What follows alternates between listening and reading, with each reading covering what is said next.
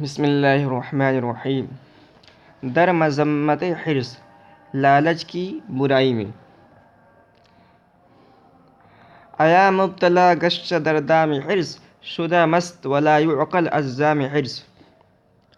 تو ایا یہ ندا کے لیے ہے، یعنی اے وہ شخص، اور مبتلا گشت جو مبتلا ہو چکا ہے، اور دام کے معنی قید کے آتے ہیں، اور حرص کے معنی لالچ کے آتے ہیں، اور شدہ کے معنی ہو گیا شدن سے، اور مست کے معنی کسی چیز کے میں مست ہو جانا، اور لا یعقل یہ عربی زبان کا لفظ ہے اور یہ فعل مجہول ہے، لا یعقل بے سمجھ کا ترجمہ کریں گے، اور جام کے معنی گلاس کے آتے ہیں۔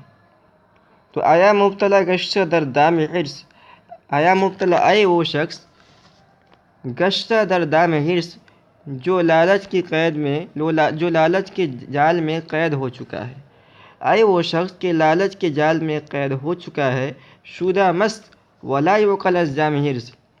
آخر سے ترجمہ کریں گے تو لالچ کے پیالے سے، از جام حرص لالچ کے پیالے سے شدہ مست ولا یعقل مست اور پاگل ہو چکا ہے، شدہ مست ولا یعقل از جام حرص لالچ کے پیالے سے مست اور پاگل ہو چکا ہے۔ مکن عمر ضائع بتحصیل مال، مال کے حاصل کرنے کے لیے عمر ضائع نہ کر، کہ ہم نرخ گوہر نباشت سفال۔ تو ہم نرخ کا ترجمہ کریں گے ایک ریٹ والا، ایک قیمت والا، اور گوہر کے معنی آتے ہیں موتی کے، اور سفال کے معنی آتے ہیں ٹھیکری کے، یعنی جو معمولی پتھر ہوتا ہے۔ تو کہہ رہے ہیں مکن عمر ضائع بتحصیل مال، مال کے حاصل کرنے کے لیے عمر ضائع نہ کر، کہ ہم نرخ گوہر نباشت سفال، کیونکہ ٹھیکری سفال ٹھیکری، کہ ہم نرخ گوہر نباشت سفال، کیونکہ ٹھیکری ہم نرخ گوہر نباشت یہ موتی کے برابر نہیں ہوتی، کہ ہم نرخ گوہر نباشت سفال، کیونکہ ٹھیکری موتی کے برابر قیمت والی نہیں ہوتی، یعنی موتی کی قیمت بہت زیادہ ہوتی ہے اور ٹھیکری اس کے مقابلے میں کوئی بھی قیمت نہیں ہوتی ہے، تو اس لیے آدمی کو مال حاصل نہیں کرنا چاہیے۔ ہر آکس کے دربند حرص افتاد، دہد خرمن زندگانی بباد۔ تو آکس جو شخص، اور بند کے معنی قید کے آتے ہیں، اور افتاد یہ افتادن سے ہے پڑھنا، اور خرمن کے معنی خلیان کے آتے ہیں، اور خلیان اس کو کہتے ہیں جہاں کاشتکار لوگ غلے کو کاٹ کر جمع کرتے ہیں، جیسے دھان ہے یا گیہوں ہے، اس کو کاٹ کر کھیت سے لا کر جس جگہ اس کو صاف کرنا ہوتا ہے، جھاڑنا ہوتا ہے، جمع کرتے ہیں، اس کو خلیان کہا جاتا ہے۔ اور بباد کے معنی برباد کرنا۔ تو کہہ رہے ہیں ہر آکس کے دربند حرص افتاد، جو شخص کے دربند حرص لالچ کی قید میں افتاد واقع ہوا، دہد خرمن زندگانی بباد وہ زندگی کے خلیان کو برباد کر دیتا ہے۔ تو لالچ کی قید میں جب آدمی پڑتا ہے تو اس کی زندگی ہی برباد ہو جاتی ہے، اس لیے کہ اس کو کبھی سکون نہیں ملتا ہے، وہ جتنا مال حاصل کرتا ہے مزید مال حاصل کرنے کی خواہش بڑھتی جاتی ہے۔ گرفتم کے اموال قانو تراس، ہمہ نعمت ربع مسکو تراس۔ گرفتن یہ گرفتن سے ہے، گرفتم واحد متکلم کا صیغہ میں نے پکڑا، اور قارون یہ ایک مالدار کا نام گزرا ہے، ایک مالدار ہے جو حضرت موسیٰ علیہ نبینا علیہ السلام کے زمانے میں تھا، اور اس نے بہت سارا مال اکٹھا کیا تھا، خزانہ اکٹھا کیا تھا، اور اس نے تکبر کیا، ایمان نہیں لایا، تو اللہ تعالیٰ نے اس کو زمین میں دھسا دیا۔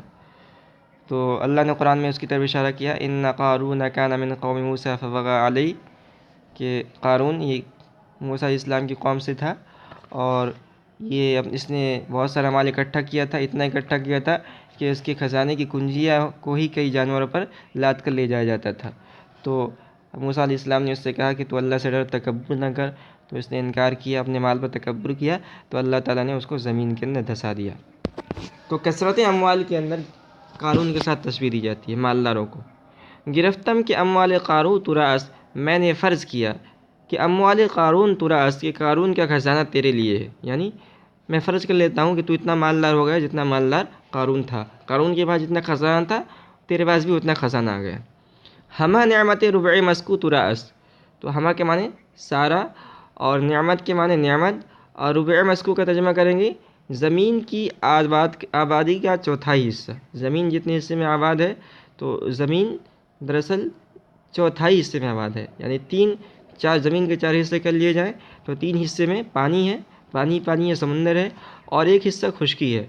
تو 1 حصہ جو خشکی ہے اس کی ساری نعمتیں تیرے پاس ہے، یعنی تو دنیا میں سب سے بڑا مالدار بن گیا، کہنے کا مطلب یہ ہمہ نعمت ربع مسکوت رأس، چوتھائی آباد حصے کی تمام نعمت تیرے لیے ہے، تو اس کے باوجود تو کیا کر لے گا؟ اگر تو دنیا میں سب سے بڑا مالدار ہے تو کیا کرے؟ آخر میں تو مرے گا اور مٹی میں چلا جائے گا، تو تیری لالچ ختم ہو جائے گی، کوئی فائدہ نہیں ہوگا، سب کچھ چھوڑ کے جانا پڑے گا، تو اپنے ساتھ مال تو نہیں لے جائے گا۔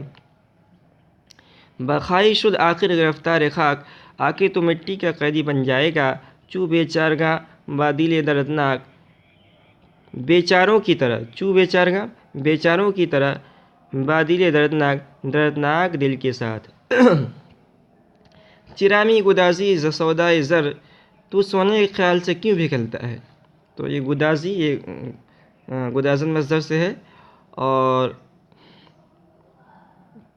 زر کے معنی سونے کے آتے ہیں۔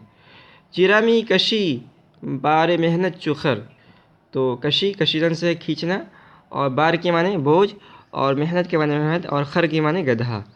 تو کہنا چرامی گدازی ز سودائے زر، تو سونے کے خیال سے کیوں پگھلتا ہے؟ یعنی سونا اگر تجھے مل جائے تو اس کے لیے اپنے آپ کو لگا دیتا ہے کہ کسی طرح حاصل کر جاؤں، اور اگر کوئی سونا تیرے سامنے پیش کر دے تو تیرا ایمان پگھلنے لگتا ہے۔ چرامی کشی بار محنت چخر، تو محنت کا بوجھ گدھے کی طرح چرامی کشی کیوں کھینچتا ہے؟ یعنی مال حاصل کرنے کے لیے تو اتنا محنت کیوں کرتا ہے؟ چرامی کشی محنت ازبہر مال، تو مال کے لیے مال کے لیے، چرامی کشی تو مال کے لیے مشقت کیوں برداشت کرتا ہے؟ کہ خواہی شدن ناگہاں پائمال، کہ تجھے اچانک، ناگہاں کا ترجمہ اچانک کر رہا ہوں، کہ خواہی شدن ناگہاں پائمال، کہ تجھے اچانک پامال ہو جانا ہے۔ چنا دادا دل بنقش درم، کہ ہستی ز ذوقش ندیم ندم، تو چنا معنی اس طرح، اور دادا معنی دے دیا، اور نقش کے معنی نقش کیا آتے ہیں؟ ٹھپا کے، اور درہم سے مراد درہم ہے، پیسہ، روپیہ، اور ہستی ہو جائے گا، اور ذوق کے معنی لذت کے، اور شین ضمیر ہے جو درہم کی طرف راجع ہے، اور ندیم کے معنی ساتھی، اور ندم کے معنی ندامت، شرمندگی۔ تو کریں چنا دادا دل و نقش درم، تو نے سکے کے نقش کو، نقش درم سکے کے نقش کو، تو نے سکے کے نقش کو چنا دادا دل، اس طرح دل دے رکھا ہے کہ ہستی ز ذوقش ندیم ندم، کہ اس کی لذت سے ہستی تو ز ذوقش ندیم ندم، تو ندامت کا ساتھی ہے، کہ ہستی ز ذوقش، کہ اس کی لذت سے تو ندیم ندم، ندامت کا ساتھی ہے۔ چنا عاشق روئے زرگشتہ، کہ شورید احوال و سرگشتہ، چنا اس طرح، اور رو کے معنی چہرہ، اور اضافت کی وجہ سے یا مجہول آیا ہے، اور زر کے معنی سونے کے، اور گشتہ معنی ہو چکا ہے، اور شوریدہ معنی پریشان حال، اور سرگشتہ کے معنی حیران۔ چنا عاشق روئے زرگشتہ، تو اس طرح سونے کے چہرے کا عاشق ہو چکا ہے کہ شورید احوال و سرگشتہ، کہ پریشان حال والا، و سرگشتہ، اور حیران ہے۔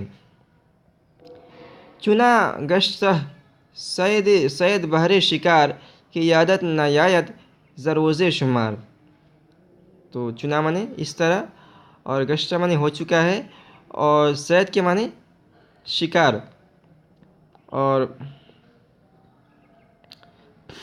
سید کے معنی شکاری، اور شکار کے معنی شکار، اور یادت یہ تا ضمیر ہے تیرے کے معنی میں، اور یاد کے معنی یاد آنا، اور روز شمار سے مراد قیامت کا دن ہے۔ چنا گشتہ سید بہر شکار، تو اس طرح شکار کا شکاری ہو چکا ہے کہ یادت نہ یاد ز روز شمار، کہ تجھے قیامت کے دن کی یاد نہیں آتی۔ مبادا دل آ فرمایا شاد. تو یہ جملہ دعائیہ ہے کہ از بہر دنیا دہد دی بباد. تو یہ یہاں بد دعا کیا جا رہا ہے. تو مبادا دل آ فرمایا شاد. تو چونکہ بد دعا والا جملہ ہے اس لیے ہم اس کی نسبت اللہ کی طرف کریں گے، یعنی اللہ سے یہ ہم بد دعا مانگ رہے ہیں. مبادا خدا کرے، مبادا دل آ فرمایا شاد، اس کمینے کا دل خوش نہ ہو. دل آ فرمایا شاد، شاد مانے خوش اور فرمایا مانے کمینہ. مبادا دل آ فرمایا شاد، اللہ کرے اس کمینے کا دل خوش نہ ہو کہ از بہر دنیا دہد دی بباد، تو دنیا کے لیے دہد دی بباد دین کو برباد کرتا ہے. تو جو آدمی دنیا کے لیے اپنے دین کو برباد کر لیتا ہے تو اس کے لیے شیخ سعدی بد دعا کر رہے ہیں کہ اس آدمی کا دل خوش نہ ہو، رنجیدہ ہو.